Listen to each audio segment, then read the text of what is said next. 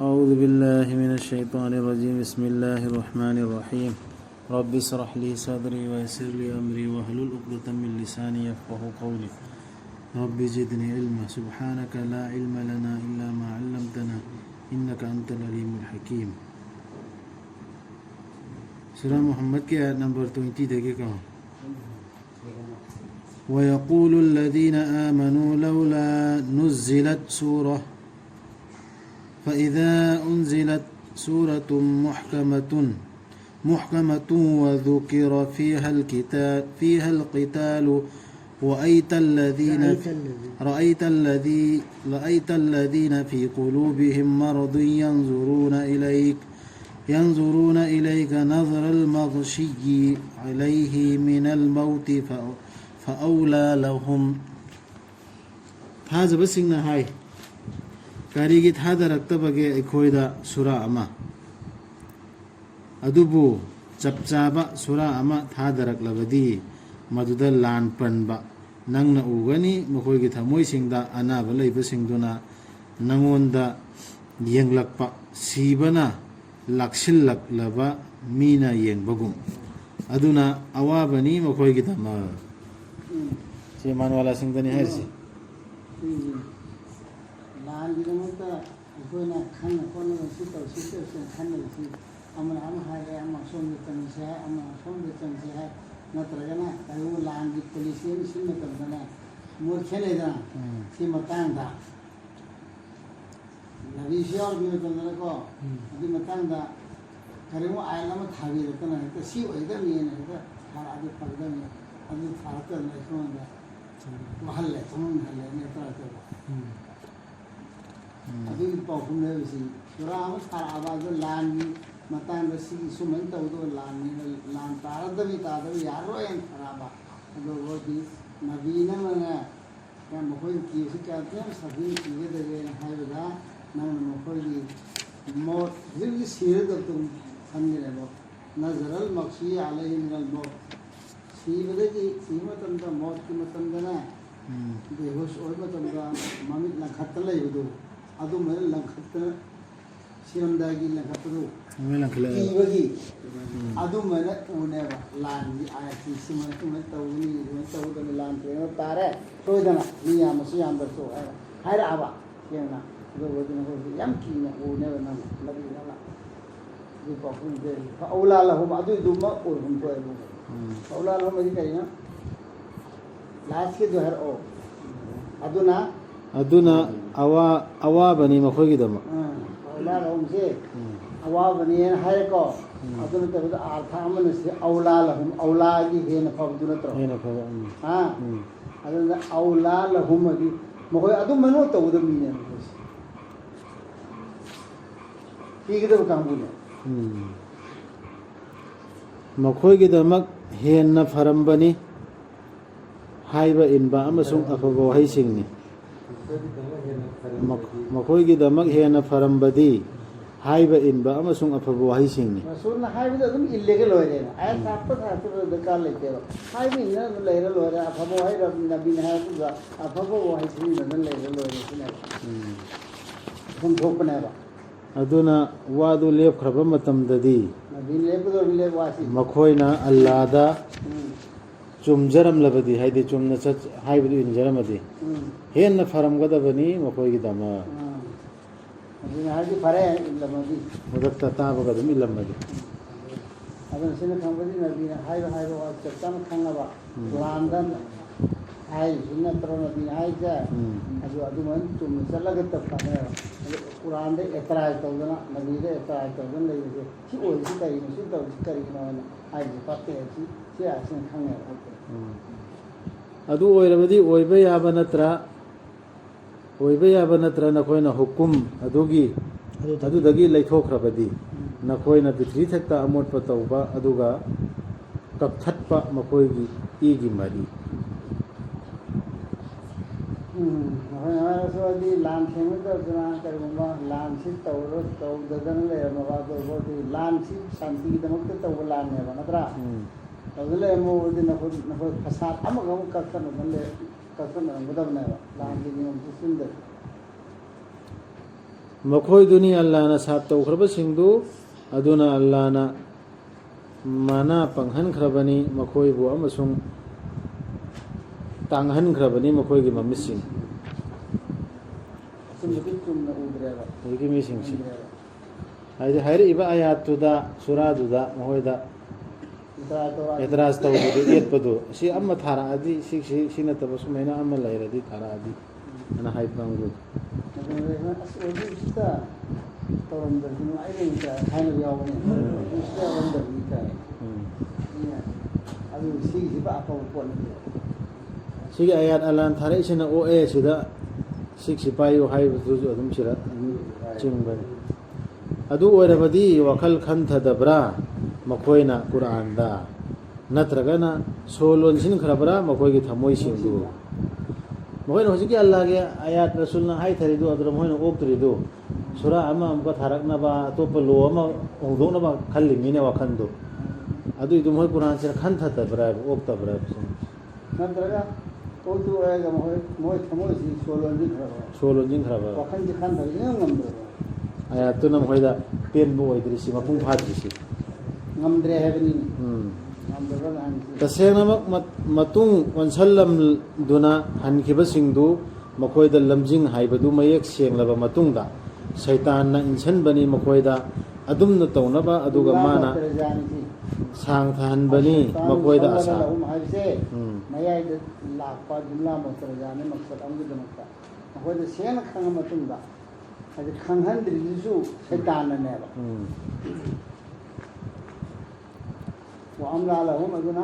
Sena khanga matungda shaitana insanbani makoida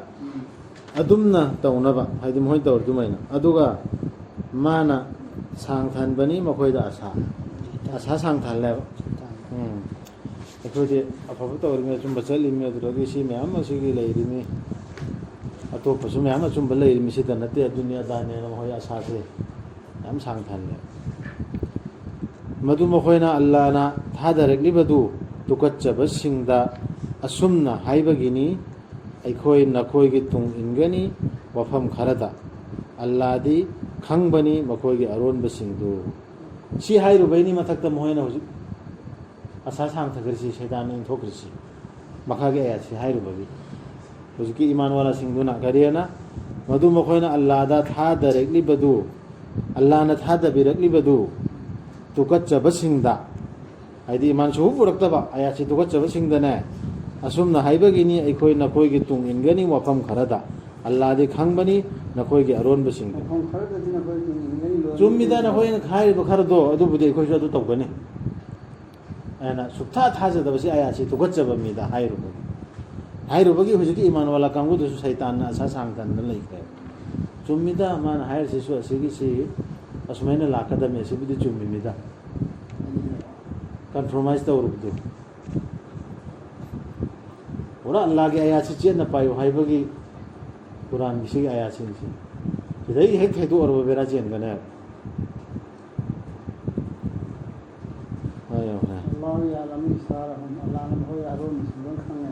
ꯑꯗꯨ ꯑꯣꯏꯔꯕꯗꯤ ꯃꯈꯣꯏ ꯀꯝꯗꯧꯅꯤ ꯐꯔꯤꯁꯇꯥꯁꯤꯡꯅ ꯃꯈꯣꯏꯒꯤ ꯃꯊ꯭ꯋꯥꯏ ꯂꯧꯕ ꯃꯇꯝꯗ ꯃꯈꯣꯏꯒꯤ ꯃꯃꯥꯏꯁꯤꯡ ꯑꯃꯁꯨꯡ ꯃꯈꯣꯏꯒꯤ ꯃꯅꯝꯁꯤꯡꯗ ꯐꯨꯔꯒ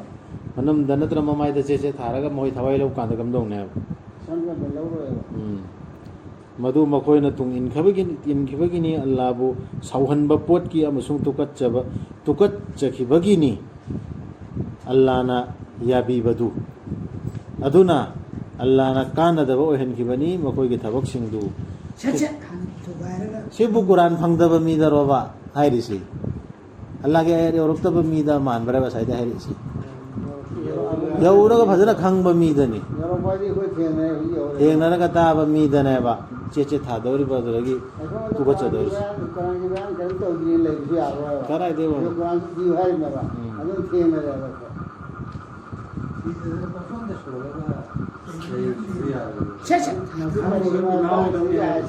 masih kali ini adanya kita bawa masyarakat Allah sauhan bapoto Allah banda pol hai tare ne adu botu da botu matu ilu bagi ne bakata bakata sindu ko kare hore dwana wa Allah na razi wa ba Allah na ya ba ko sindu ma kunga na tan bagi ne asum ba sabatan tan ba haram badana Allah na shi Quran sira halal wa haliba adu gine haram wa haliba ko sindu adu gitu tukaccharu ko shi dangara khakta launa ba ya da bai wari na to na kirdo adu posing tukacchadan lai rimi wai lo da phone sinu wai lo biro do sig maram tai halal wai ba poda mai khoi tukacchadan lai rimi makru ne na tau heide na mari mata do erga nak na malli he nak na malli karai de mi na kari haina ni adre amana asomda cha ba ya ba pot nang khakta charo ana kari na rim nang charo cha dar su yayi ya de hai di phone ko dam na adum ba pot tukaccharu do Allah na hira ira absi ilai lai tho ba tukaccharu dugini manam ganda mamai da thara thawai lo nu midra kam dawni hai nadraga makhoi gi thamoi sing da ana ba lai ba sing na khanbra madudi Allah na kaidon nu su puthorak loi haina makhoi gi arot pa phatta ba wakal sing du adu gi si ekoi da ne dare hai Ewan kali me am dusan abigi matung ina me am leidna tukacchaba min di khangdaba adu di puthuro en khanbra adu na phone hewbam darkar le imu manung do ero gayo le kai do ero alage ayatu phone hewbam ai di thob thodom thengna re thengna dura sidi special leite da islam da di alage ayatu di sum bam le hai hewbam hai dar de ko so dum ko chamman ꯑꯩꯈꯣꯏꯅ ꯑꯁꯨꯝꯅ ꯇꯧꯒꯦ ꯅꯤꯡꯕꯤꯔꯝꯂꯕꯗꯤ ꯑꯩꯈꯣꯏꯅ ꯍꯥꯏꯗꯤ ꯑꯜꯂꯥꯍꯅ ꯎꯍꯜꯂꯝꯕ ꯉꯝꯃꯤ ꯃꯈꯣꯏꯗꯨ ꯅꯉꯣꯟꯗ ꯑꯗꯨ ꯑꯣꯏꯔꯕꯗꯤ ꯅꯪꯅ ꯈꯪꯂꯝꯒꯗꯕꯅꯤ ꯃꯈꯣꯏꯗꯨ ꯅꯈꯣꯏꯒꯤ ꯈꯨꯗꯝꯁꯤꯡꯗꯒꯤ ꯍꯧꯖꯤꯛꯀꯤ ꯇꯨꯀꯠꯆꯕꯁꯤꯡꯁꯤ ꯑꯗꯨꯕꯨ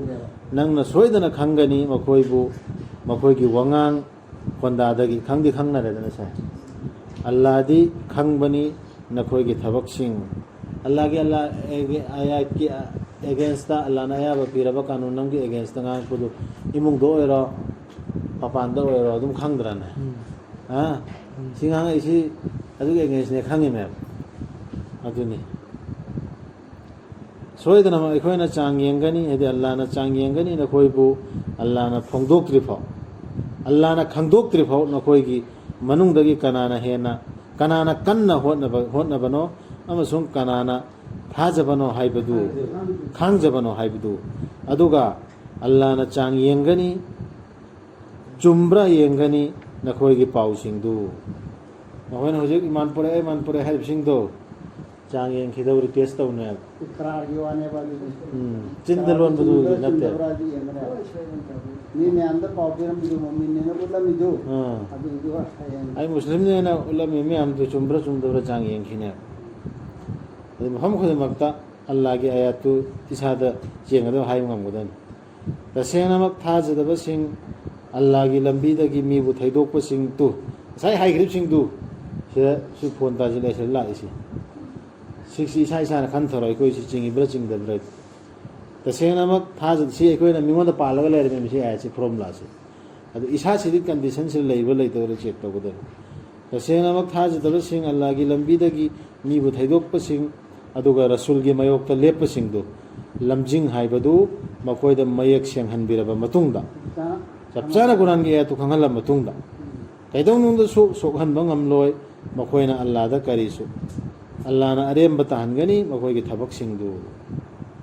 अदि मखोइना अमल तौरी में हम दो अफबने ना हज के चलो जकात पी के पीरो नमाज सोन के सोलो हम दे सोदन रचन अबे नु सोले इमिदना अदु की अमल में हम दो लोइन अरेम बतागनी होजे की माना अल्लाह के अयासी की थमोय दे लेरमदि यानिंग द बतुकचबा चटनबी न ngam द लेरमदि खितंग लेखे से अखोइ इसा इसा द पालो मिंगों द पालो नो ओ था जरबसिंग अल्लाह ना हाइबे इल्लो अमदि रसूल ना हाइबे इल्लो अदुगा अरेम बताहनगनु नखोइ के थबकसिंग सिमु अखोइ दना तराइसी ꯊꯥꯖꯔꯦ ꯍꯥꯏꯔꯤꯕ ꯑꯩꯈꯣꯏꯗꯅꯦ ꯍꯥꯏꯔꯤꯁꯦ ꯔꯁꯨꯜꯅ ꯍꯥꯏꯔꯤꯕ ꯑꯁꯤ ꯃꯇꯝꯗ ꯔꯁꯨꯜ ꯂꯩꯔꯤꯉꯩ ꯀꯥꯟꯗ ꯔꯁꯨꯜꯅ ꯍꯥꯏꯕ ꯃꯈꯩꯗꯨꯅ ꯏꯕ ꯂꯩꯇ꯭ꯔ ꯀꯥꯟꯗ ꯔꯁꯨꯜꯅ ꯍꯥꯏꯔꯤꯕ ꯑꯁꯤ ꯀꯨꯔꯥꯟ ꯀꯨꯔꯥꯟ ꯍꯥꯏ ꯅꯠꯇ꯭ꯔꯣ ꯑꯔꯦꯝꯕꯗ ꯍꯥꯏꯔꯝꯃꯤꯁꯤ ꯀꯨꯔꯥꯟꯁꯤꯅꯦ ꯃꯔꯨ ꯑꯣꯏꯅ ꯂꯣꯏ ꯍꯥꯏꯔꯝꯃꯤꯁꯤ ꯑꯗꯨꯅꯦ ꯑꯩꯈꯣꯏꯅ ꯅꯃꯥꯖ ꯁꯣꯜꯂꯦ ꯑꯐꯕ ꯋꯥꯉꯥꯡ ꯉꯥꯡꯉꯦ ꯑꯐꯕ ꯊꯕꯛ ꯇꯧꯔꯦ ꯖꯀꯥꯠ ꯄꯤꯔꯦ ꯍꯖꯁꯨ ꯇꯧꯔꯨꯔꯦ ꯃꯤ ꯆꯥꯛꯁꯨ ꯄꯤꯖꯔꯦ ꯌꯇꯤꯝꯁꯨ ꯃꯌꯥꯝ ꯁꯦꯟꯅꯔꯦ ꯑꯗꯨꯒꯤ ꯄꯣꯠꯁꯤꯡꯗꯣ ꯑꯔꯦꯝꯕ ꯇꯥꯍꯟꯒꯅꯣ ꯇꯁꯦꯡꯅꯃꯛ ꯊꯥꯖꯗꯕꯁꯤꯡ ꯑꯃꯁꯨꯡ ꯃꯤꯕꯨ ꯊꯠꯄꯁꯤꯡꯗꯨ ꯑꯜꯂꯥꯍꯒꯤ ꯂꯝꯕꯤꯗꯒꯤ ꯃꯤ ꯊꯠꯄ ꯑꯁꯤ ꯃꯊꯛꯇ ꯄꯟꯈ꯭ರೆ ꯃꯤ ꯊꯠꯄ ꯑꯁꯤ ꯍꯩ ꯆꯪꯒꯅꯨ ꯍꯦ ꯍꯥꯏꯅ ꯊꯤꯡꯕ ꯑꯗꯨ ꯈꯛꯇ ꯅꯠꯇꯦꯕ ꯑꯗꯨ ꯈꯛꯇ ꯅꯠꯇꯦꯕ ꯑꯩꯈꯣꯏꯅ ꯄ꯭ꯔꯣꯒ꯭ꯔꯥꯝ ꯑꯃꯗ ꯊꯦꯡꯅꯔꯨꯔꯦ ꯁꯦꯡꯅ ꯁꯤꯒꯤ ꯅꯤꯀꯥꯁꯤ ꯅꯠꯇ꯭ꯔꯒ ꯁꯤꯒꯤ ꯁꯦꯛꯅꯤꯁꯤ ꯅꯠꯇ꯭ꯔꯒ ꯁꯤꯗ ꯇꯧꯔꯤꯕ ꯀꯔꯤ ꯌꯦꯟꯕꯒꯤ ꯁꯣꯇꯣ ꯌꯦꯟꯕꯒꯤ ꯃꯇꯥꯡꯁꯤ ꯁꯣꯏꯔꯦ ꯀꯨꯔꯥꯟꯒꯤ ꯈꯤꯂꯥꯐꯅꯤ ꯈꯪꯅ ꯈꯪꯅ ꯀꯔꯤꯝꯇ ꯂꯣꯟꯗꯕꯤꯗ ꯆꯤꯟ ꯐꯣꯠꯆꯤꯜꯂꯒ ꯂꯥꯛꯑꯦ ꯑꯗꯨꯁꯨ ꯊꯠꯄꯗ ꯑꯗꯨꯝ ꯆꯤꯡꯉꯤ ꯈꯪꯉꯤꯃꯦ ꯑꯩꯗꯤ ꯑꯐꯕꯅꯦꯅ ꯇꯧꯔꯨ ꯄꯨꯝꯅꯃꯛꯇꯣ ꯑꯗꯨꯒ ꯑꯐꯕꯅꯦꯅ ꯈꯟꯗꯅ ꯑꯐꯕꯁꯨ ꯑꯣꯏꯔꯤꯕ ꯊꯕꯛꯇꯨ ꯑꯗꯨ ꯊꯕꯛꯇꯨ ꯃꯌꯥꯝ ꯑꯃꯁꯨ ꯇꯧꯁꯅꯕ ꯑꯜꯂꯥꯍ ꯑꯃꯁꯨꯡ ꯔꯁꯨꯜꯅ ꯍꯥꯏꯕꯗꯨꯒꯤ ꯃꯇꯨꯡ ꯏꯟꯅ ꯃꯥꯒꯤ ꯃꯑꯣꯡ ꯃꯥꯅ ꯇꯥꯛꯑꯝꯕ ꯃꯑꯣꯡꯒꯤ ꯃꯇꯨꯡ ꯏꯟꯅ ꯇꯧꯗ꯭ꯔꯗꯤ ꯑꯃꯜꯗꯨ ꯂꯣꯏ ꯑꯔꯦꯝꯕ ꯇꯥꯕ ꯌꯥꯝ ꯑꯐꯕ ꯊꯕꯛ ꯑꯣꯏ ꯑꯗꯨꯅꯦꯕ ꯋꯥꯂꯥ ꯇꯨꯕꯇꯤꯂꯨ ꯑꯃꯥꯂꯀꯨꯝꯅ ꯃꯊꯛꯇ ꯑꯗꯨꯝ ꯇꯧꯗꯦ ꯌꯥꯗ꯭ꯔꯕ ꯃꯤꯁꯤꯡꯗꯨꯗꯤ ꯑꯗꯨꯝ ꯁꯂꯥꯝ ꯇꯧꯔꯒ ꯂꯩꯊꯣꯔꯛꯑꯣ ꯌꯦꯠꯅꯔꯅꯨ ꯍꯥꯏꯔꯦꯗꯅ ꯑꯌꯥꯕ ꯑꯩꯅ ꯍꯥꯏꯕ ꯉꯝꯕ ꯃꯐꯝꯗꯗꯤ ꯍꯥꯏꯔꯝꯒꯗꯕꯅꯤ ꯍꯥꯏꯗ꯭ꯔꯗꯤ ꯄꯨꯔꯥ ꯀꯟꯗꯤꯁꯟ ꯕꯦꯔꯥ ꯆꯦꯜꯂꯛꯀꯅꯤ ꯊꯠꯄꯁꯤꯡꯗꯨ ꯑꯜꯂꯥꯍꯒꯤ ꯂꯝꯕꯤꯗꯒꯤ ꯑꯗꯨꯒꯤ ꯇꯨꯡꯗ ꯃꯈꯣꯏꯅ ꯁꯤꯔꯕꯗꯤ ꯊꯥꯖꯗꯕꯁꯤꯡ ꯑꯣꯏꯔꯤꯉꯩꯗ ꯀꯩꯗꯧꯅꯨꯡꯗꯁꯨ ꯑꯜꯂꯥꯍꯅ ꯉꯥꯛꯄꯤꯔꯔꯣꯏ ꯃꯈꯣꯏꯕꯨ ꯁꯤ ꯏꯃꯥꯟ ꯋꯥꯂꯥꯗ ꯅꯠꯇ꯭ꯔꯣ ꯍꯥꯏꯔꯤꯁꯤ ꯊꯥꯖꯗꯕꯁꯤꯡ ꯑꯣꯏꯅ ꯁꯤꯔꯛꯄ ꯍꯥꯏꯔꯤꯁꯤ ꯀꯜꯃꯥ ꯁꯣꯟꯕ ꯃꯤꯁꯤꯡꯗꯅꯦ ꯍꯥꯏꯔꯤꯁꯤ ꯑꯗꯨꯅ ꯁꯣꯟꯊꯒꯅꯨ ꯑꯃꯁꯨꯡ ꯀꯔꯤꯅꯣ ꯁꯥꯟꯇꯤ ꯀꯧꯒꯅꯨ ꯅꯈꯣꯏꯅ ꯃꯊꯛ ꯊꯣꯡꯂꯤꯉꯩꯗ ꯀꯔꯤ ꯀꯧꯕꯅꯣꯕ ꯑꯗꯨꯅ ꯁꯣꯟꯊꯒꯅꯨ ꯑꯃꯁꯨꯡ ꯁꯥꯟꯇꯤ ꯀꯧꯒꯅꯨ ꯅꯈꯣꯏꯅ ꯃꯊꯛ ꯊꯣꯡꯂꯤꯉꯩꯗ ꯑꯜꯂꯥꯍꯅ ꯅꯣꯏꯅꯕꯤꯔꯤ ꯅꯈꯣꯏꯒ ꯑꯃꯁꯨꯡ ꯀꯩꯗꯧꯅꯨꯡꯗꯁꯨ ꯑꯜꯂꯥꯍꯅ ꯃꯠꯄꯤꯔꯣꯏ ꯅꯈꯣꯏꯒꯤ ꯊꯕꯛꯁꯤꯡꯒꯤ ꯃꯅꯥ ꯑꯩꯈꯣꯏꯒꯤ ꯊꯕꯛꯁꯤꯡꯒꯤ ꯃꯅꯥ ꯑꯩꯈꯣꯏꯅ ꯃꯊꯛ ꯊꯣꯡꯒꯅꯤ ꯑꯩꯈꯣꯏꯅ ꯆꯨꯝꯅ ꯆꯠꯀꯅꯤ ꯑꯥꯗ ꯃꯥꯏ ꯄꯥꯛꯀꯅꯤ ꯁꯤꯔ ꯃꯇꯨꯡꯗ ꯍꯥꯏꯔꯤꯕꯁꯤꯡꯁꯦ ꯁꯤꯒꯤ ꯃꯅꯥꯁꯤꯡꯁꯦ ꯑꯃꯐꯥꯎ ꯃꯠꯂꯣꯏꯕ ꯑꯜꯂꯥꯍꯅ ꯑꯩꯈꯣꯏ ꯁꯣꯟꯊꯕ ꯌꯥꯗꯦ बस तुम बूढ़े न बनो और सुलह की दरखास्त न करो सुलह की दरखास्त करो हेतु याजिनरमगनो कंप्रोमाइज तौगनो अदल कंप्रोमाइज करो कंप्रोमाइज तौरमगनो अरानबगा चुम्बगा ꯑꯆꯨꯝꯕꯗꯨ ꯐꯣꯡꯗꯣꯛꯇꯕꯤꯗ ꯇꯦꯟꯖꯤꯜꯂꯝꯒꯅꯤ तेंजिलमगनो ꯑꯩꯈꯣꯏꯅ ꯃꯊꯛ ꯊꯣꯡꯉꯒ ꯑꯝꯇ ꯍꯥꯏꯔꯛꯑꯔꯣꯏ ꯅꯠꯇ꯭ꯔꯣ माने ताइबंग पुंसीदी सुपनगी सानबा अमसुंग नुंगाइथोकपनी नखोइना थाजरबदी अमसुंग अल्लाहबु कीजरबदी अल्लाहना पिबीगनी नखोइदा नखोइगी अवामलसिंग अदुगा पियु हाइबीरोय नखोइदा नखोइगी नचाक नरलसिंग सिगिसि मनाने सिगी मनासे मांगहल्लोय बल्ला ताइबंग पुंसीदी साना पोटनेबा महबकी नुंगाइथोकपने सिदा अहेन बतानबदने वाना कृषि माइ आई सीएम लेदी सीएम सु लेगिदमी सि वाट पे यारोय हाइबसेना वाना कृषि हेन बतानबदना मांगहल्ने तकासुर दाइबो अल्हाकुम तकासुर हेन बतानब सिदगिने बमीने मांगदोसि अल्लाहना नखोइदा मदु पियु हाइरबदी अदुगा नखोइदा कन्ना नमलबदी नखोइना लिक्सनगनी मदुदा अल्लाहना उथोकनी नखोइगी मखोइगी अरोट फत्तब वखल सिंगदु लिखपगी लिख अधिक मीगी नि है लिखपगी वखंदुसु उथोरकने वल्ला नखोइदी अदुगुम्ब मीसिंगनी नखोइबु खर्च तौनब कौरिबा अल्लाहगी लंबीदा अदुबु नखोइगी मनुंगदा याउरी लिखसनबसिंग लिखपसि याम डेंजरनिको इंदो मतमदा खर तौदबा यादबा मतमदा खर तौबने तौदुन हाइबा नबीदुन हाइबदु अदुदु खर्च तौब दरकार नबा मरै मरा तौदन लोचिन दलै दुवारी ने अदु वादो हेने सोयद दरकार पन खर्च तौदन लोचिन दलै दुमदु मान लिखिल लेबगी वखंदो हेन अल्लाह निया मांग फंदो कने लिखि नत्रादुना अदुबु कनागुम्बना लिखसल्लबा माना लिखसिनजबनी कानबदु मसादगी अल्लाहदी अवातप लैतबदुनी अदुगा नखोइदी अनंगबदुनी नखोइना लैथोखरबदी अल्लाहना नखोइबु सिंदोकनी नखोइ नत्तबा मीसिंगना अदुगी तुंगदा नखोइदी ओइरोइ नखोइगा मा मखोइदी ओइरोइ नखोइगा माना साथीदरसे हेन फुक को पुदोकन दरकार लेगा मफमदा अल्लाह के माल जानो खर्च तवना हाय अल्लाह के माल नत्रे खोजे लेगिसी सी खर्च तव हायबा कांदा लिक्सन बदो अल्लाह ना फोंदोरा अनि अद्रगा मना नखोइना दु याददना दुम चलदी सिंदोके दोरमी सिंगिदोर अतोप को मम अमेरिका दा इस्लाम कबूल तोरे ना हराउरे में हमसी बहुत सिल्ली बकम पत्ती सोंददी महिमा जाके नानी मान